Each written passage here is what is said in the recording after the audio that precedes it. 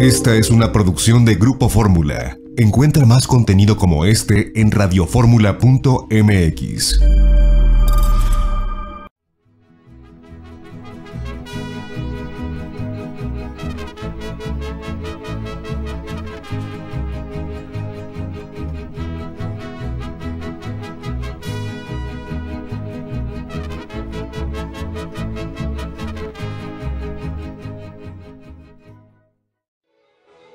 La historia que quiero vivir. Un viaje al pasado mexicano a la manera de José Manuel Villalpando.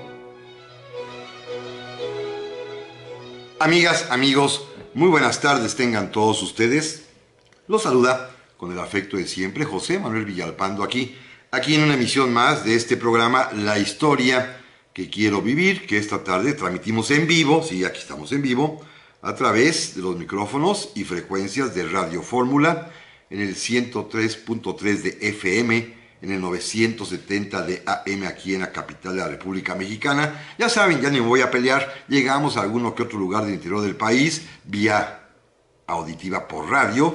También llegamos a los Estados Unidos de América, a Puerto Rico, a Canadá, y eso sí, a todo el territorio nacional, por supuesto, donde hay internet, y aún al extranjero, gracias a la página www.radioformula.com.mx, en donde ustedes pueden sintonizarnos donde quiera que se encuentren, claro, existiendo señal de internet, por supuesto, pero ya estamos aquí en vivo. Les recuerdo, como siempre, también que tenemos para comunicarnos un par de vías electrónicas muy cómodas, muy fáciles. Mi correo, villalpandohistoriador@gmail.com, y mi página de Facebook, Villalpando y la Historia. Gracias, como siempre, por estar aquí con nosotros, conmigo. Yo los agradezco infinitamente porque ustedes saben que precisamente por el apoyo, por la benevolencia, por la atención de todos ustedes, este es el programa más escuchado de la Radio Nacional aquí en México, en este horario de sábados de 4 a 5 de la tarde, porque gracias a ustedes. Y comienzo como siempre rápidamente pasando revista a los amigos que ya amablemente se han comunicado, como por ejemplo, miren, esto es muy interesante, don Ramón Gorostiza Anduiza, que me saluda desde Bilbao, allá en España, en Vizcaya, en España. Muchísimas gracias. Nuestra querida amiga Adriana Ramos Almanza, que hoy nos escucha desde Cancún. Don Noé Sajade, que está en Nueva York, pero me dice que conoció a otra mexicana allá en Nueva York, la señora Eloína Díaz, a quien también saludo, que sin ponerse de acuerdo resulta ser que ellos, los dos, escuchan este programa allá en Nueva York. Gracias, don Noé, gracias, doña Eloína. También don Jorge Ramírez Santillán en Tecámac, por supuesto. Iván García, nuestro amigo, como siempre, también muchísimas gracias. Don Elías Moreno en Moreno Valley, California, muchísimas gracias. Naturalmente, y me dijo que la saludara, doña Yolanda Mosqueda Chávez, también muchísimas gracias. Me pidió que le dijera que es mi fan número 1, don José Castañeda Torres, muchísimas gracias.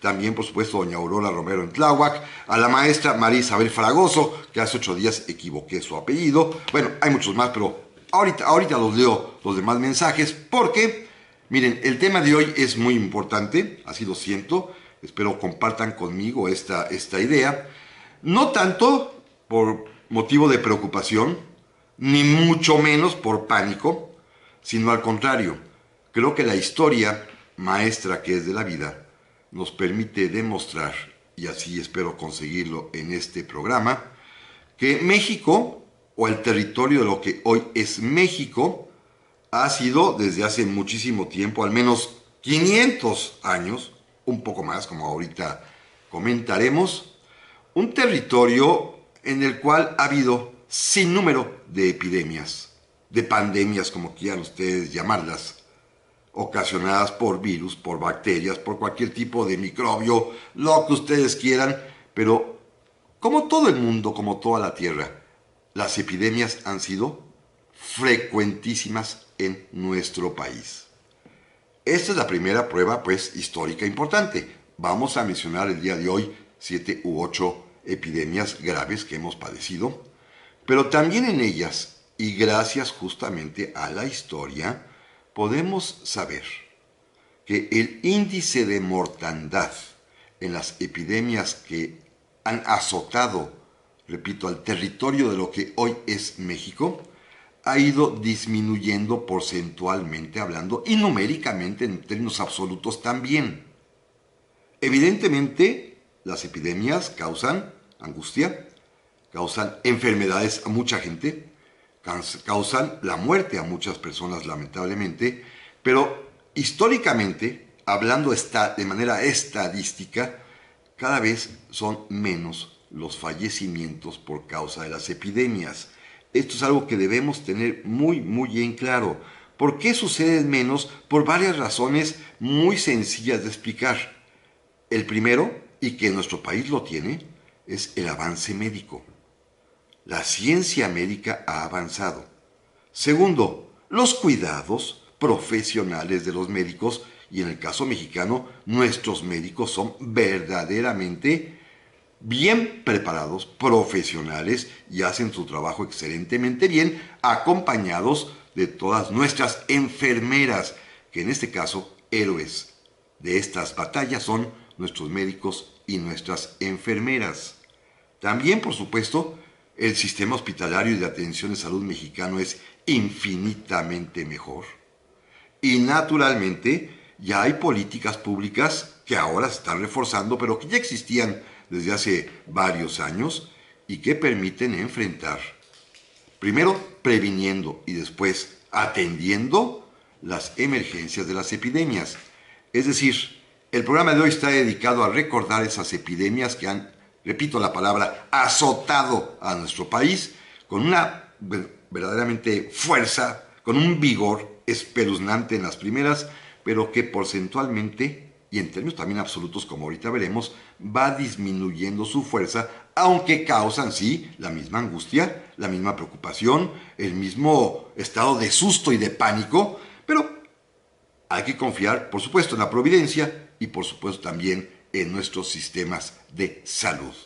Vamos a comenzar. Miren, la primera que registra nuestra historia, la primera epidemia, y la registra de una manera un tanto cuanto tangencial, medio lírica y literaria, porque no tenemos números ni sabemos exactamente de qué se trató, pero aparece en los códices, en aquellos que elaboraban por encargo de los misioneros, algunos indígenas, particularmente en aguas aztecas, particularmente mexicas, también para llamarlos bien claramente, que habían sobrevivido a la conquista y que recordaban el pasado, y en estos códices se narra una gran epidemia que aconteció en lo que podríamos equiparar al año de nuestro sistema de medir el tiempo de 1450, 1451, 1452, por ahí, que en los códices aparece con el nombre de la Gran Pestilencia.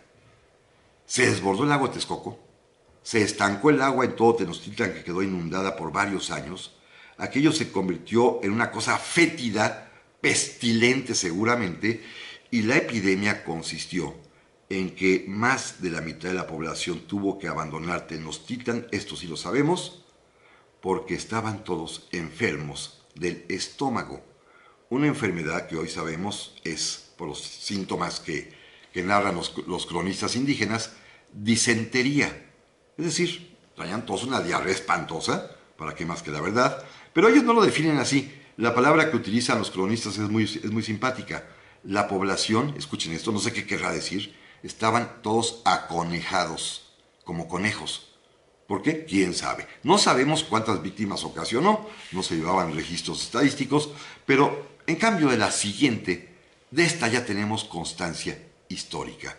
Y vamos por ella. Miren, que es quizás la primera y más importante epidemia que atacó literalmente lo que hoy será el territorio mexicano y sobre todo causó una mortandad terrible, espantosa.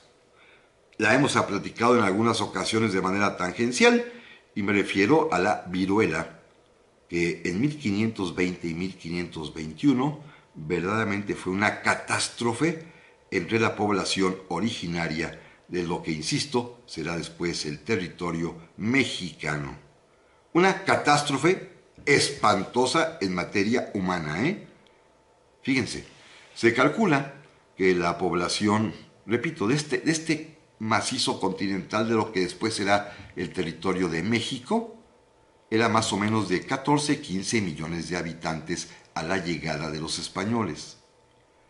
Cuando termina en 1521 la epidemia de viruela, murieron la mitad.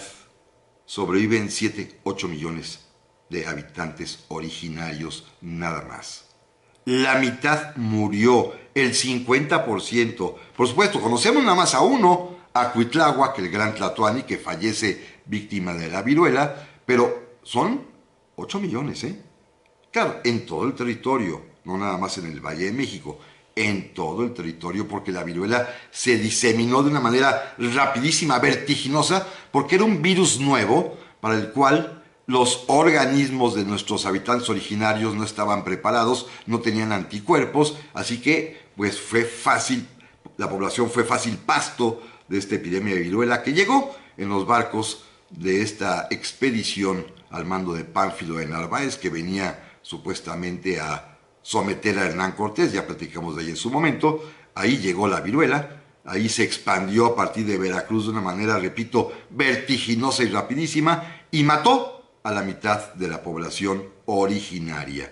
De 14-15 millones, murieron 7-8 millones de habitantes de lo que después será Nueva España y México.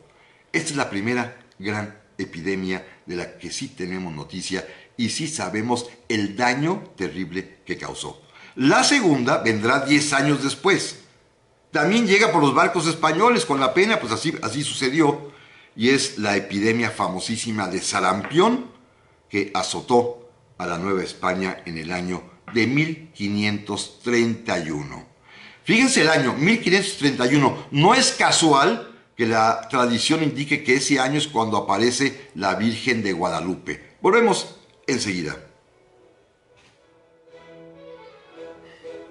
Ya estamos aquí, amigas y amigos, para el segundo bloque de esta tarde. Muchas gracias por los muchos mensajes. Miren, doña Lupita Ayala, como siempre, pero ahora está en Guadalajara, muchísimas gracias. Don Ignacio Barreras Hernández, también se lo aprecio.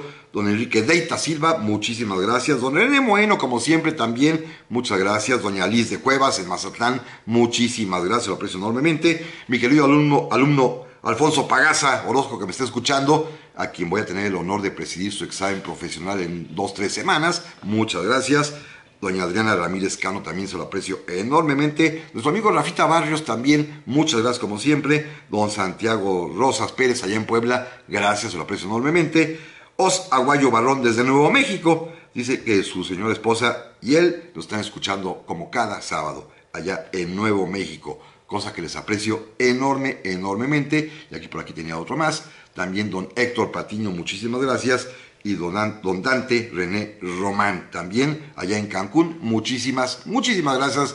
De veras, sus mensajes es lo que hace que este programa viva, porque así los directivos de Radio Fórmula se dan cuenta que en efecto es un programa que se escucha y mucho. Por eso tenemos este primer lugar en audiencias en este horario en la Radio Nacional en México. Pero bueno, regreso. Estamos platicando de las epidemias en México como una especie de recuento histórico importante y serio, sobre todo, para poder comprobar que sí, nuestro territorio ha sido siempre víctima de este tipo de ataques de la propia naturaleza, porque, miren, el que lleguen las epidemias en barco como llegan en avión, pues sucede en todo tiempo en la historia del mundo entero. El barco podía ser español, pero también podía haber sido chino. Alguna epidemia llegó justamente de Oriente, otras más llegaron de Estados Unidos. Bueno, estas primeras llegaron de España por razones obvias, pero si no hubieran llegado también, si hubieran desembarcado los ingleses, también lo hubieran traído, porque también la viruela y también el sarampión le pegó a Inglaterra. No llegaron otras también muy graves, como la peste negra y la peste bubónica que hubo en Europa en la Edad Media. Esas no llegaron. Pero bueno, es parte de la, pues, espantosa rutina de la civilización, que tiene cosas buenas, pero también tiene este tipo de saldos negativos. Ya hablamos de la gran pestilencia de 1450, de la gran epidemia de viruela en 1520 y 1521, y estábamos simplemente rápidamente repasando la epidemia de sarampión de 1531, en una época, fíjense, no hay medicina. Los médicos no aciertan cómo curar el sarampión, ni tampoco acertaron a curar la viruela, porque la ciencia médica mundial no ha avanzado y no se ha descubierto ni los virus ni las bacterias. Todo se cura con cataplasmas, con pomaditas, con cucharaditas de algo que ahorita platicaremos alguna que otra rápidamente, y con rezos.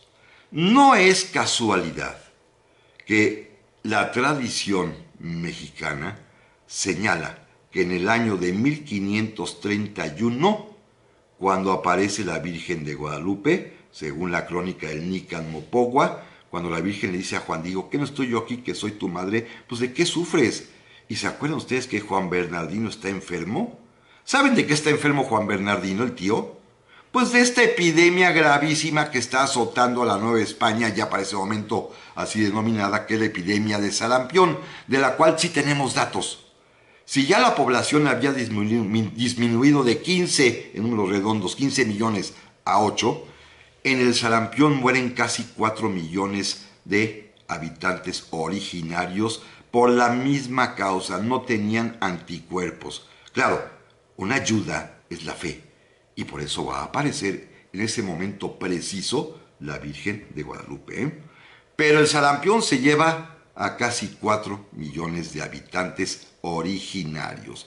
Y esto sí está perfectamente bien documentado ya en las crónicas, particularmente de los misioneros como Fray Juan de Torquemada, o Fray Bernardino de Sahagún, o Fray Jerónimo de Mendieta. Estos sí ya traen estos datos de la espantosa mortandad que ocasionó el sarampión en 1531. Y fíjense lo triste, las epidemias se cebaron particularmente en esta población, la más vulnerable en términos de anticuerpos para defenderse, para resistir los embates de los virus que venían de Europa. Ya había llegado la viruela, ya había llegado el sarampión, y bueno, pues tuvo una más terrible, que fue la del cocolistli.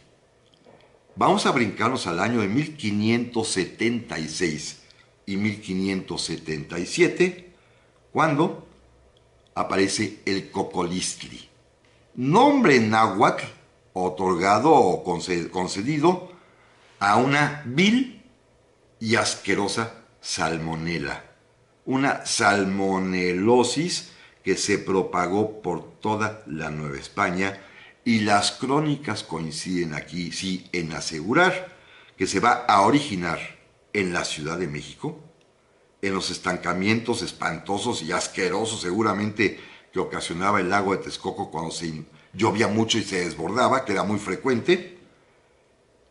Todavía no se inauguraba el desagüe será una obra hasta el siglo XVII.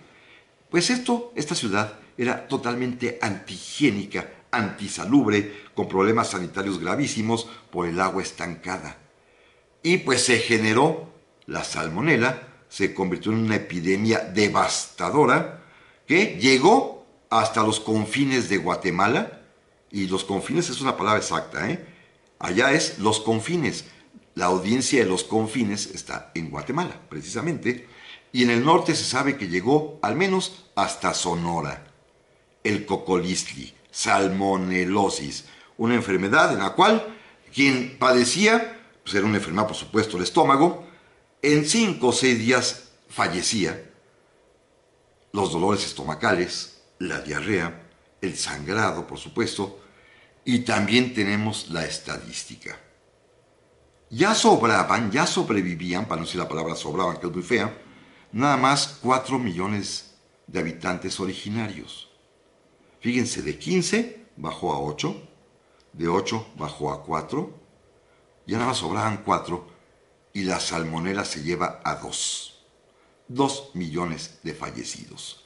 En otras palabras, amigas y amigos, el siglo XVI fue terrible en materia de salud pública. La conquista militar española sí ocasionó muertos, pero no más de 70, 80 mil muertos. Está muy bien documentado.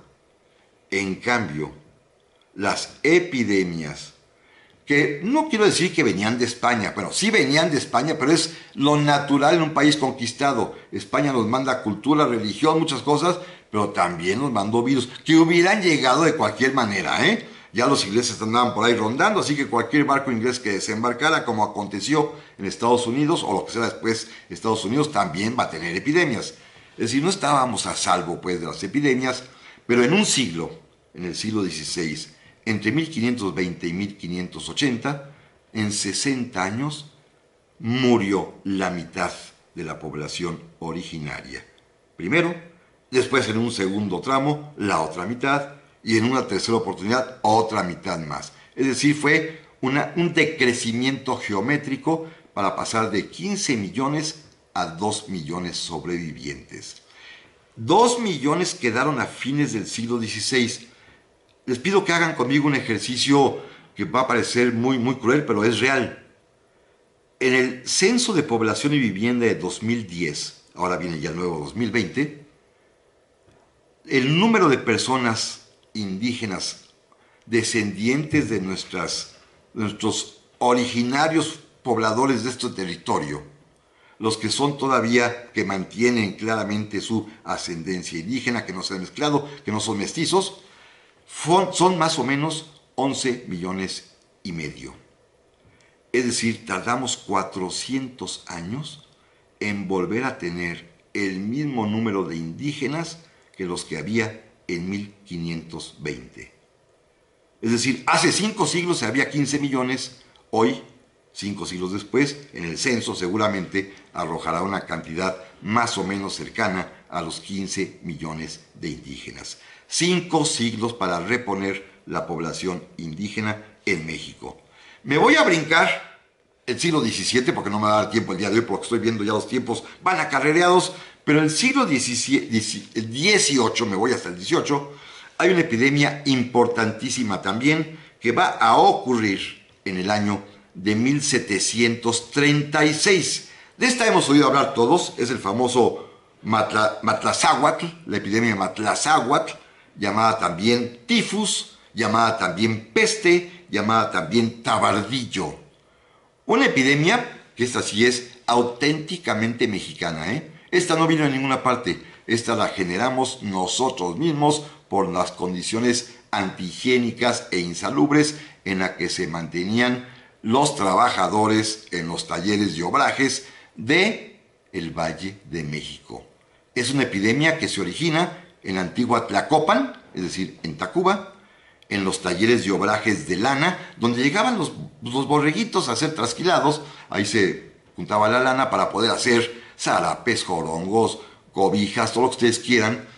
Y las condiciones deben haber sido de tanta y asquerosa, antihigiénica, no sé, todo, un cochinero, que el tifus se origina allí, en estos obrajes de la lana. Y fíjense qué espanto, ¿eh? Se transmite mediante las ratas y ratones y sobre todo mediante las pulgas y los piojos, que eran el parásito que afectaba a indígenas, pero también a criollos, mestizos y hasta españoles, porque no se bañaban, ¿recuerdan ustedes? Y entonces todo el mundo tenía piojos y había pulgas en las casas y ratas y ratones. Volvemos enseguida.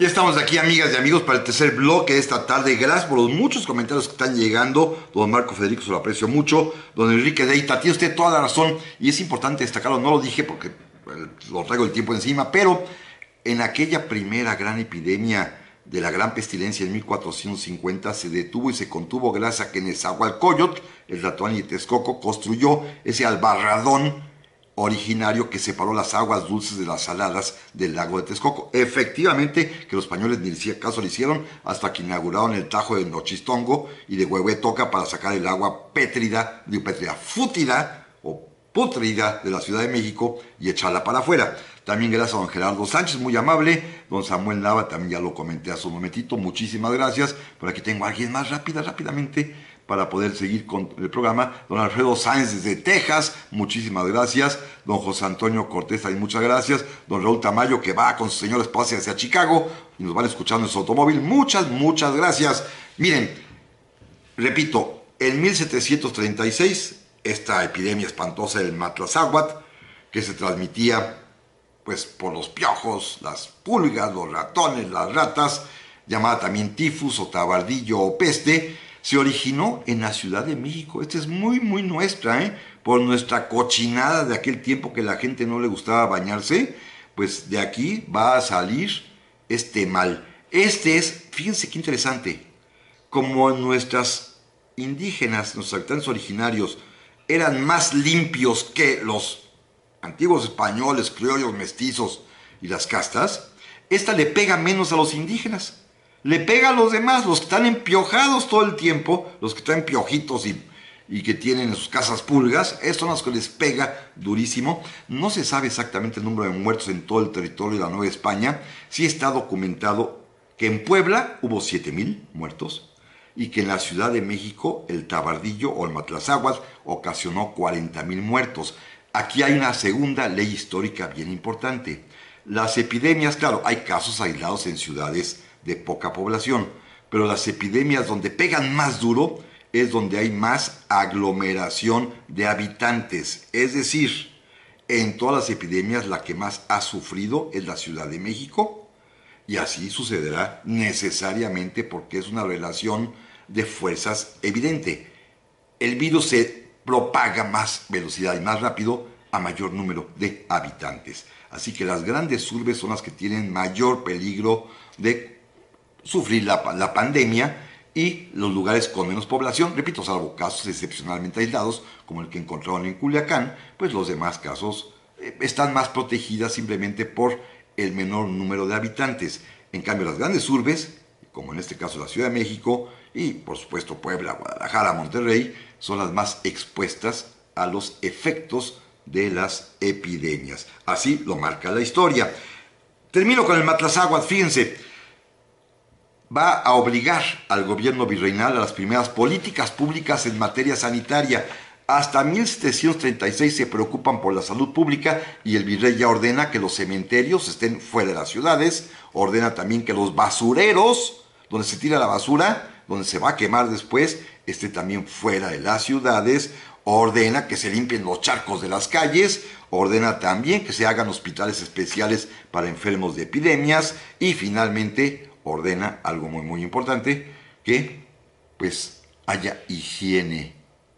Y entonces comienzan a barrerse las calles, aunque no lo crean, hasta 1736. Claro, mucha gente pensaba que era castigo divino por los pecados que cometían todas las personas y ya se hacían novenarios, misas, procesiones, y pues mejor, como en 1531 funcionó, en 1736, casi 2 siglos después, se les ocurrió una idea para acabar con la epidemia, y creo que sí funcionó, ¿eh? Declararon patrona, protectora y defensora de la Ciudad de México a la Virgen de Guadalupe. La extrajeron del templo de Tepeyac, la trajeron a la Ciudad de México en procesión para rogarle que implorara, que intercediera para que se diera la epidemia. Vámonos al siglo XIX. Cambiémonos de siglo porque si no, no me va a dar tiempo. En el siglo XIX hay 2 epidemias que quiero relatar rápidamente, que son pavorosas, en el sentido de que verdaderamente causaron pánico, susto enorme, una tremenda angustia a la población. Pero observen algo, ya va disminuyendo la cantidad de muertos, particularmente en lo que toca a la Ciudad de México. Ya estamos en 40,000 con el tabardillo o matlazáhuatl. En las epidemias anteriores, la mortandad fue mucho más grande, muchísimo más. Pero bueno, siglo XIX ya, en la Ciudad de México y en todo el país, en el año de 1833, por el puerto de Tampico, de un barco inglés esta vez, inglés, nos llegó la epidemia que estaba asolando tanto a Europa como a Asia, y que ya venía hacia América y que también se extendió por todo el continente americano. Me refiero a la terrible y primera gran epidemia de cólera morbo. Es un tiempo, y quiero insistir en ello, en que la ciencia médica aún no ha descubierto ni los virus ni las bacterias. Los médicos no saben cómo curar el cólera. Esto es importante destacarlo, ni soñar que pudieran hacer lo que se hace hoy en día, que una vez teniendo, como ya lo tienen, el patrón y la cadena genética del coronavirus, en los laboratorios más importantes de todo el mundo ya se está trabajando para la vacuna y para el antídoto. Como ustedes se acordarán, hace 10 años también ya contábamos con la medicina para poder detener al H1N1, el de la influenza de hace 10 años. Pero en cambio, en el siglo XIX y particularmente en 1833, pues no había manera de combatir el cólera. Esta epidemia primera, fíjense bien, que fue tremenda y que es la primera además que tenemos constancia ya de crónicas de testigos muchos, porque ya hay prensa, ya hay periódicos y todo el mundo platicó su vivencia de la epidemia, ocasionó más o menos 24,000 muertos en la Ciudad de México. 24,000 muertos en la Ciudad de México. Fue espantoso, ¿eh? Tenemos muchas noticias de ella porque ya los periódicos de aquel tiempo lo narraban, pero especialmente un gran escritor, periodista, poeta y político hizo un capítulo muy hermoso en sus Memorias de mis tiempos, narrando lo que había sucedido en la capital en esta epidemia de cólera. Me refiero a don Guillermo Prieto. Cuando puedan, sí lean las Memorias de mis tiempos de Prieto, que es un libro maravilloso. Fíjense, una casualidad muy interesante. En 1833, el presidente de México, escuchen esto, pero de nada nos sirvió en este caso, era médico de profesión, era doctor en medicina, don Valentín Gómez Farías. Pero repito, la medicina no podía hacer nada para impedir el cólera, así que teníamos un presidente médico, sí, que seguramente sabía condolerse de los pacientes, pero no tenía ningún tipo de recurso científico ni de farmacéutico para poder combatir esta terrible enfermedad. Y entonces, bueno, pasaron cosas muy curiosas. Como era un gobernante liberal, inmediatamente los conservadores de ese momento dijeron que la epidemia era un castigo del cielo porque México estaba gobernado por estos masones herejes. En cambio, los masones herejes muy nacionalistas, también ignorantes, lo mismo que los conservadores, porque en esos extremos, los extremos de ignorancia se tocan, Los muy nacionalistas salieron con la puntada de que no es por el gobierno, es porque los extranjeros que odian a México estaban envenenando nuestros lagos, ríos y pozos. Háganme favor, todo el mundo inventando cosas, ¿no? Pero bueno, el gobierno del presidente Gómez Farías hizo, tomó algunas medidas. Como era una enfermedad gastrointestinal, prohibieron, escuchen esto, los puestos ambulantes de comida llamados figones, donde se vendían tacos, garnachas, todo lo que se vendía en la calle se prohibió mientras durara la epidemia. Se prohibió además la venta y consumo de fruta. Y una cosa que no me explico, pero que Guillermo Prieto narra con mucho gracejo, es que hay un decreto en donde se prohíbe todo esto, los puestos de comida, las fritangas en la calle, la fruta y un platillo cocinado también se prohíbe. Los chiles rellenos. ¿Por qué? ¿Quién sabe? No supe, no sé por qué. No sé si porque a Valentín Gómez Farías no le gustaban los chiles rellenos o porque pensaban que un chile relleno era pues algo así como caldo de cultivo para el cólera. Había muchos remedios. Los médicos mandaban, por ejemplo, fumigar con vinagre las casas. Pensaban que el vinagre podía servir para desinfectar. Por supuesto, se prendían cirios, veladoras. Pues no había ciencia. Y pues sabemos que esta epidemia, repito, va a matar a más o menos 24,000 personas en la Ciudad de México. La gente acudía a las iglesias a rezar, no había de otra. Y el propio Prieto cuenta que nada más escuchaba en las mañanas los lúgubres chirridos de los carromatos que pasaban por las casas con una campanita para recoger cadáveres de los difuntos. Los echaban en un gran cajón donde había cal y ahí los iban juntando para llevárselos a alguna fosa común y depositarlos en algún momento en algún lugar. Esta es la epidemia, repito, del año de 1833, que, insisto, y les recomiendo, lean cuando puedan Memorias de mis tiempos de Guillermo Prieto. Me brinco ahora, para empezar con ella a platicarla, con la epidemia de cólera que va a azotar a México en el año de 1850. Esta epidemia de cólera, que es un segundo brote, nos llegó de Estados Unidos. Allá también pegó y durísimo, y de allá pues se dejó caer para acá, simplemente por el pasar la frontera, porque algún mexicano que haya ido y venido, o algún norteamericano que nos haya visitado, pero de esto hablamos enseguida. Y estamos aquí, amigas y amigos, para este último bloque de un programa que se ha ido a toda velocidad el día de hoy, en el que estamos platicando acerca de las epidemias que han azotado a México. E insisto el tema para que, tal y como lo ha indicado el gobierno de la República, que me pareció en este caso sí muy atinado, pues sí hay que tener calma, hay que tener paciencia inclusive, hay que confiar en nuestro servicio, el sistema hospitalario, por supuesto en nuestros eminentísimos, todos ellos y entregados médicos mexicanos y las enfermeras mexicanas.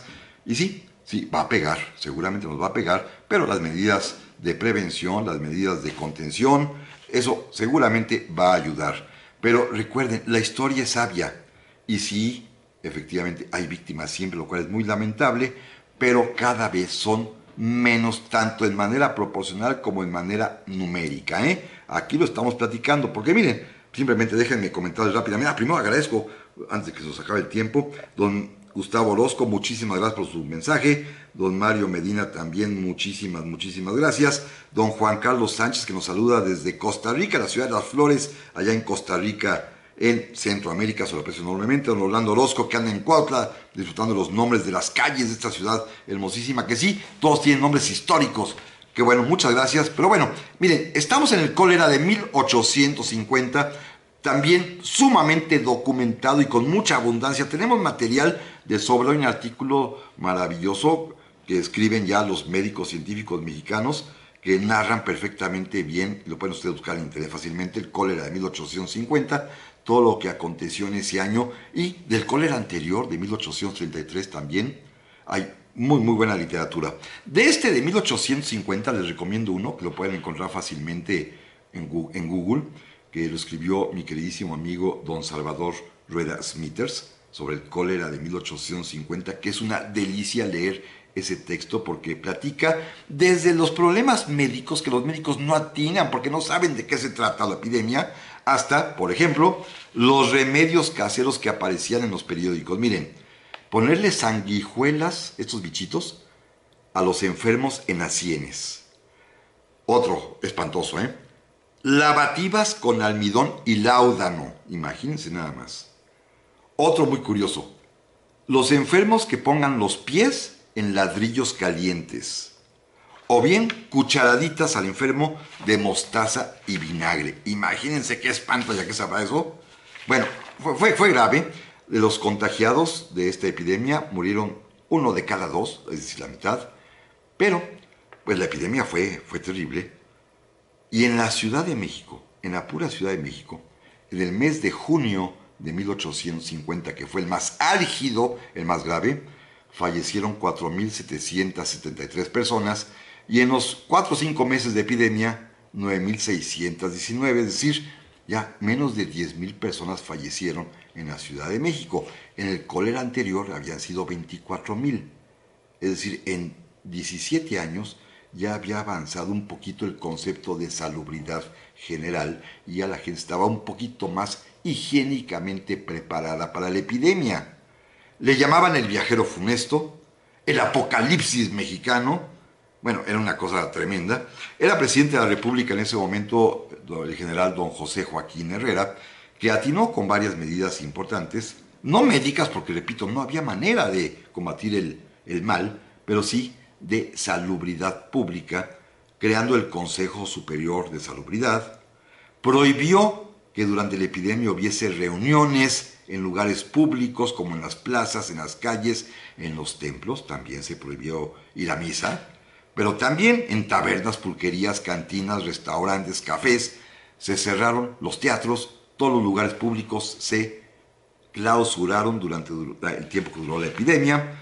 También se prohibió la fruta. Es lo único que alcanzaban a detectar, que la fruta podía ser un vehículo de transmisión del cólera, así que se prohibió la fruta, y de paso también la carne de cerdo. No estaban seguros si el cólera venía por vía porcina, Pero por si las dudas, prohibieron la introducción, el consumo, la venta de carne de cerdo, y también, siempre hay una puntada, así como en el anterior prohibieron los chiles rellenos, fíjense, ahora prohibieron la manteca, el uso de la manteca, y especialmente prohibieron la venta pública de tamales, porque estaban hechos con manteca de cerdo. Así que en 1850, durante el cólera, no pudieron comer tamales los mexicanos. Se ordenó también, fíjense bien, que los cadáveres fuesen depositados, a diferencia de la cólera anterior, que eran en un carromato que los iba recogiendo, les iban juntando, les echaban cal encima. Esta vez ya los cadáveres irán en ataúdes individuales, pero estarían rellenos y copeteaditos de cal viva, y que los cadáveres serían recogidos y sepultados todos los días entre las 4 y las 6 de la mañana. Es decir, ya medidas mucho más efectivas. Claro, la parte popular de la enfermedad era inevitable, no había medicinas, entonces no quedaba más que recurrir, como decían los folletitos y las estampitas, a las jaculatorias que se rezaban a San Zacarías y que parecía que eran muy efectivas, o bien a las recomendaciones que se daban en todas las hojitas parroquiales en las iglesias, que para evitar que el cólera entrara a las casas, se colocara un crucifijo atrás de la puerta y uno también en cada una de las ventanas que daban al exterior. Era una enfermedad espeluznante. Esta es la que mató, por ejemplo, a Mariano Otero. Eran vómitos, eran evacuaciones pestilentes, pútridas, eran latidos del corazón y morían en 2-3 días rápidamente. Y no había manera de combatirla. Algunos médicos, ya para terminar esta etapa, ordenaban que la medicina fueran cucharaditas de agua destilada con láudano, o también tecitos de limón con láudano, las lavativas famosas, pero esta vez miren con algo que era acetato de plomo y láudano, o bien, escuchen esta, que hoy sí a nadie se le ocurriría, una cucharadita con 6 gotitas de opio disueltas en 6 gotitas de agua también. Imagínense, opio. Eso a nadie se le ocurriría el día de hoy. Pero bueno, demos un salto antes de terminar ya, para que hablemos ya en el siglo XX de la gran epidemia de gripe española o de influenza española, que también pegó en el territorio mexicano. Se llama española porque dicen que se originó en España, pero nos llegó, ¿por dónde creen? Por Estados Unidos otra vez. Nos llegó esta influenza española que ya había devastado el viejo continente al acabar la Primera Guerra Mundial, que ya había devastado Estados Unidos. Se calcula que hubo 50 millones de muertos en todo el mundo en esta epidemia, y aquí también nos pegó en el año de 1918 y 1919 con una fiebre muy rara de más casi 40 grados, dolor en todo el cuerpo, con diarrea, con vómitos, con hemorragias por la boca, con dificultades para respirar. No se sabe el número de muertos en México. Lo inflaron hasta 300,000 muertos, pero no es posible, y hoy los estudios de historia de la medicina están descartando esta cifra porque sí se conoce cuál es el número exacto de fallecidos en la capital, aquí en la Ciudad de México. Un poco más de 7,000 los muertos de influenza española en la Ciudad de México. Y si la Ciudad de México es, insisto, como lo comenté hace un rato, el sitio de mayor aglomerado de población y donde más pega, la proporción al resto del territorio no da más allá de 70-80,000 fallecidos en esta gran epidemia que, repito, ocurrió en el año de 1918. En los periódicos, por ejemplo, en el Universal de aquel tiempo, aparecen las recomendaciones que, fíjense, son muy similares a las que hoy ya se están dando tanto por el gobierno federal como por la Organización Mundial de la Salud para evitar el coronavirus. Por ejemplo, alejarse de personas que estornudan, tosen o escupen en la calle sin pañuelo, evitar sitios concurridos, usar platos individuales para las personas fijos, las toallas no usarlas de los demás. Escuchen esta que es maravillosa. Es 1918 y ya hay teléfonos. Ya hay muchas casas con teléfonos, o ya hay teléfonos públicos en algunos lugares, y no ponga usted sus labios en la bocina telefónica. Pues sí, porque la anterior puede tener la influenza, ¿verdad? Y lo puede contagiar. Esta es bella, miren, para los niños de las escuelas, que los maestros cuiden y vigilen que los niños no chupen los lápices o los crayones de sus compañeritos. Eso es bello, ¿no? Que se chupan los lápices y los crayones. Eso, pues, todos comimos crayón alguna vez cuando éramos niños, ¿verdad?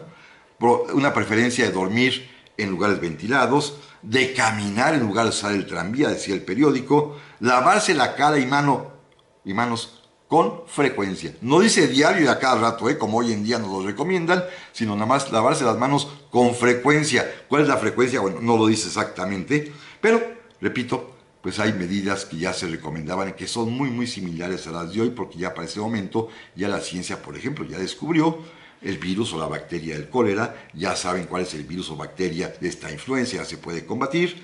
Y en la Ciudad de México, la autoridad del gobierno del presidente Venustiano Carranza y en todas las capitales y ciudades importantes del país, para desinfectar las calles y las vías públicas, se fumigó, se regó creolina. ¿Se acuerdan de la creolina? Yo sí lo conocí cuando era chico, este desinfectante como natural que viene de la madera. Bueno, con esto se hacía en la Ciudad de México, en todas las ciudades, para desinfectar, ocasionando 7,000 muertos, repito, en la pura capital.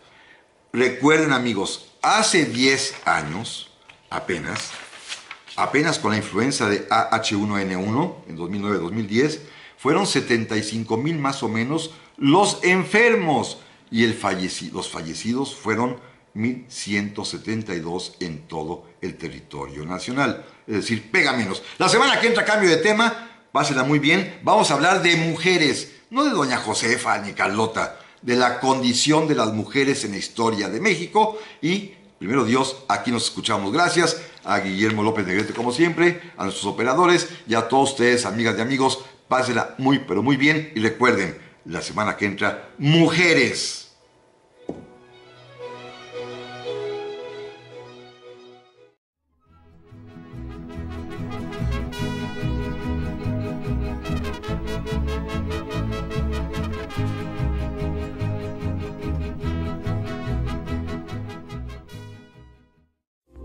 Esta fue una producción de Grupo Fórmula. Encuentra más contenido como este en radioformula.mx.